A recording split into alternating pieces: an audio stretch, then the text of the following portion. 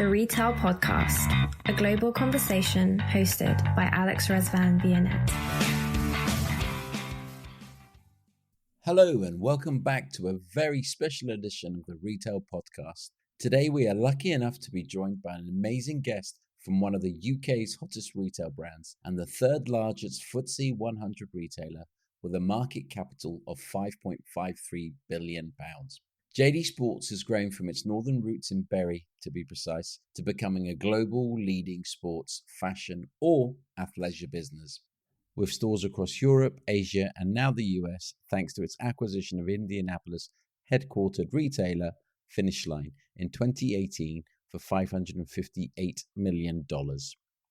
And through this phenomenal growth period, our guest has been supporting JD's breakneck global expansion, ensuring that the business and its 59,000 staff have the necessary systems, tools, and infrastructure for serving the business needs of today and tomorrow.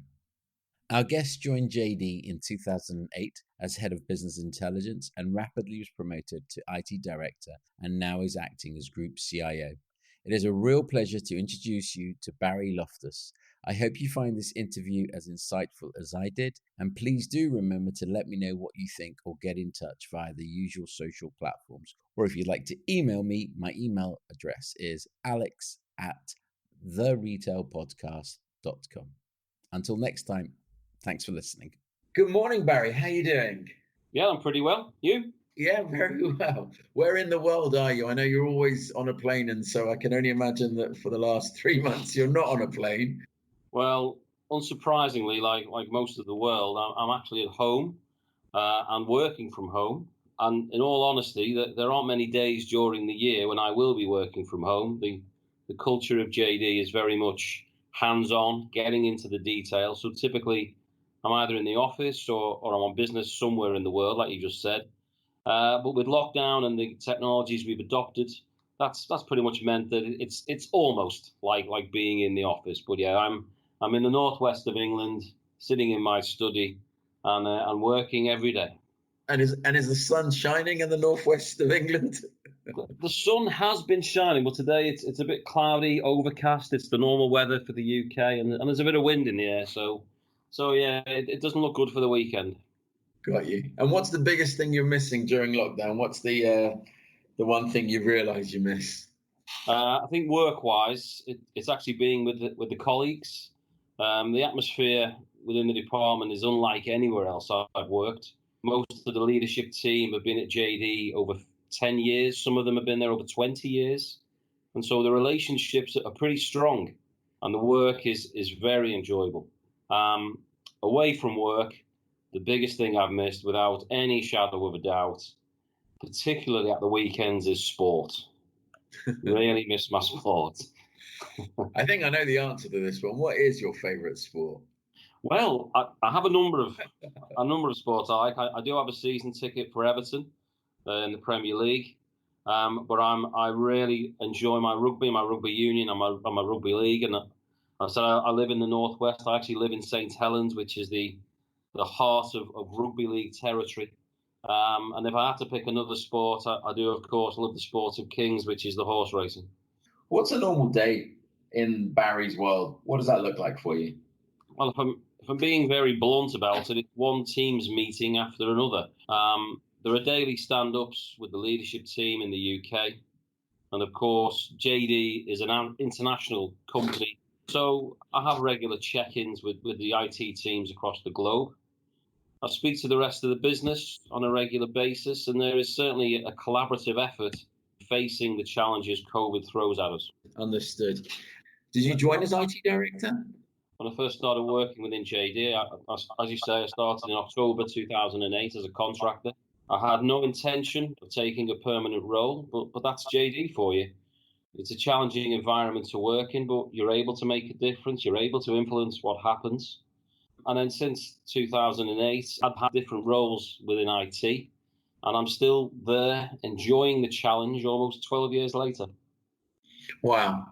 I mean, I can only imagine the rapid pace of growth and the infrastructure needed to grow from, one store to 2,500 stores in such a limited time. It's an amazing, amazing story, and one that, Gab, you're very proud of. What has been the thing that you've loved or been most proud of during that period? If I look over the years, I could probably talk about 100 individual projects that have been a major success, where the team has pulled out all stops to hit deadlines, and then the result of those solutions is either monetary advantage or they deliver enablement. But if I think long and hard about it, what I'm most proud of is that we have provisioned globally for the growth of the JD Group over the past 10 years. And that's never an easy task. And you hear of companies that can grow too fast and they can't keep up.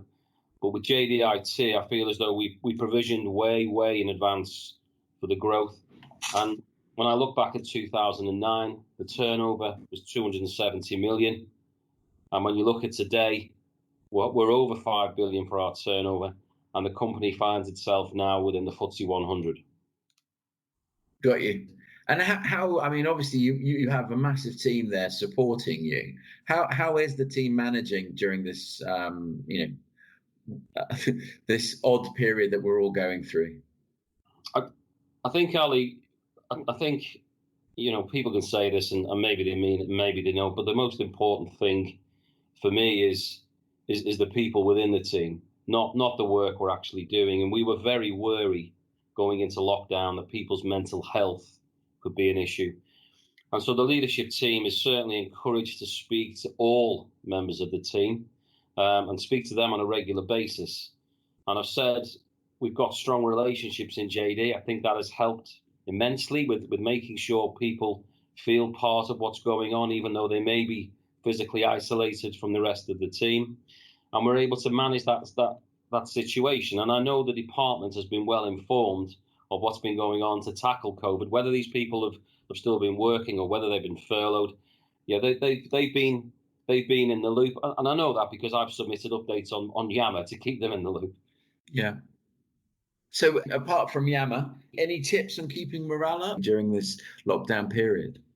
I think morale isn't something that in these sort of times you suddenly switch it on and you need to make efforts. I think we've always looked at the morale within the department. We always have a number of events going on to bring the team closer together. But it's extremely important to us at all times. But I think we've seen things which I'd expect in other businesses. So we've had things like quizzes. We have the virtual pub on a Friday afternoon. And what I've found is within IT is that we have a lot of meetings which involve fancy dress. Okay. Does that include you? Absolutely. Why not? Absolutely. I turned up as Boy George. Oh, wow. Yeah. So there were quite a few photographs taken of that. A screenshot. Well, I'll scour the internet for them. So a lot of talk has been made of the new normal, and as retailers shift or go from, depending on where you are in the world, there will be this phased approach to returning back to normal. But in within this sort of context of phases and new normal, how do you see that? What do you, from an IT perspective, how do you see yourselves moving into this new normal? I think when I speak to retail, they tell me if the customer experience changes for 6 weeks, it's changed forever. Yeah. And the way I see it is the new normal is simply the new challenge for retail. And I mentioned earlier about the thing I'm happy the most about is that we provisioned for the future. And I think this, again, is all about provisioning for that challenge and about being ready, which we've already started to do with a number of our in-store apps for the staff and the customers. And what we're aiming to do as the new normal, as we put it, continues, we can learn more about that and we can accommodate more about that and we can deliver more to the stores to make life for them and life for the customer as easy and frictionless as possible. What's going on right now from a strategic perspective during lockdown in sort of preparedness for the new normal? What are you guys focusing on? Our strategy is to do as much as we can in-house. All right. So whether that be networks, infrastructure, OS, development, BI testing, service support, projects, and change, we cover everything.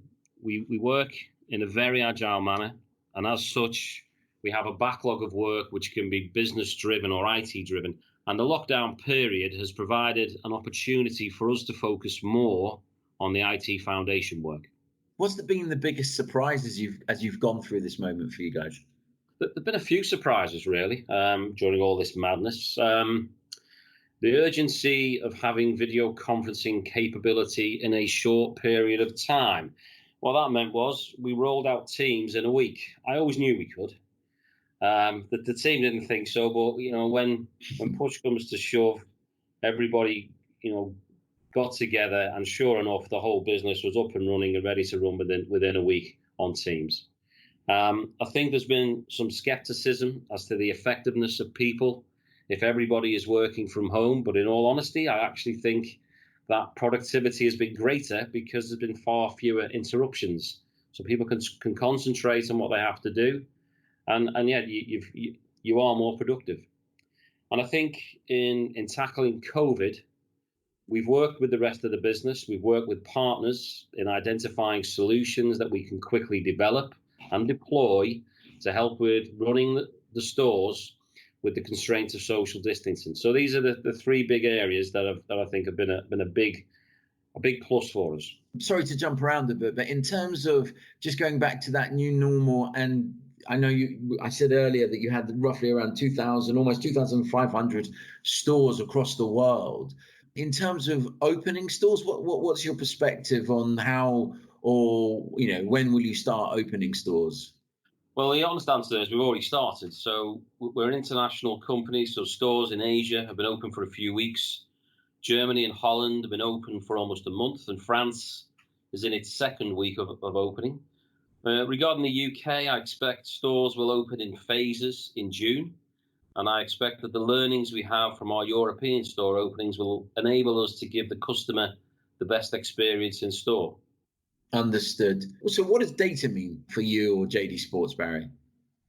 I think when I first joined, when I went permanent, my role was around BI, and there was a lot of emphasis about getting insights from the reports we had. And, if anything, we were a bit immature in that space, but I believe that over the 2 or 3 years where we sort of enhanced the BI offering, and then we brought that to the rest of the business, it certainly made a difference for JD. And I think that was part of the platform whereby the company was able to grow because of the insights it could see. So for me, data is extremely important within any business, because you want to see what's happening, and then you want to be able to react.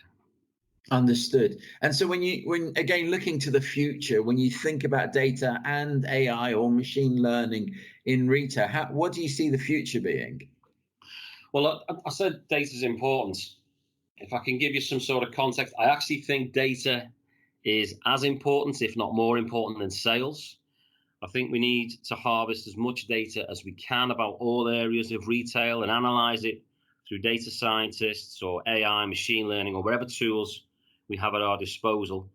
And ultimately, we are looking for that insight. And if you have the insight, you can determine the actions you need to take to make a difference, whether that be a monetary advantage or enablement. And I think if you're getting that insight, but you're not acting on it, then you're completely wasting your time. I totally agree. Do you see this sort of COVID world and the impact that this pandemic has had? It was interesting, your sort of teams, deployment and getting transformation done in that sense. But how do you see the impact of COVID on digital transformation, and obviously with that then the journey with data? Well, COVID has already had a big impact. Most companies have been hit hard. Revenue is way below expectations. But this is not a time to stand still and take stock. You need to continue with your commitments so you can be ready for the next COVID. Our areas of focus are around data, like I've mentioned, machine learning, DevOps, self-service. So with data, we want to gain as much insight as we possibly can. That means we can focus on the projects that are going to reap the highest rewards. With machine learning, we've already been working for around about 6 to 8 months on a machine learning project to give us accurate forecasting, allocation, and replenishment. Data is very much at the heart of that project. And then if you look at DevOps, when you have your insights and you know what you want to develop, you want to make sure the path to deployment is as quick as possible. So you need to automate as much of that development cycle as you can. So whether that's the environments being set up or maybe it's automated testing, you need to exploit those technologies so you can be quick to deliver. And then finally, with self-service, you need to allow your staff and the customers to be as self-sufficient as possible, lightening the burden on IT so IT can get on with other things. I think if you crack on with these initiatives, then you're going to be well placed for the new normal and also the next COVID. Understood. You make it sound easy, but I can only imagine the sort of the intense labor that goes into these types of projects and growing them. In terms of innovation and what innovation means to you, what does that look like? What's your thoughts on innovation in this new world? I think, with COVID, it brings a new dimension to any solution. Do I see it changing our processes when it comes to innovation? No, I don't. I just think it's something else that you need to consider. Again, it's about provisioning for these situations. And innovation is hugely important for JD, and we have regular meetings with cross sections of every department on a regular basis. And it's fair to say that the results of what we've done together have reaped huge rewards for JD, particularly in the service to the customer and trying to make that experience in store as frictionless as possible. And we'll continue to do that. But I think above all, it's always about the people, and it's always about the collaboration with the people, them being involved from the start, and not feeling as though they've come in for their part somewhere further down the line because you actually need them. They need to be invited from day one, and that's the approach we have. That's brilliant.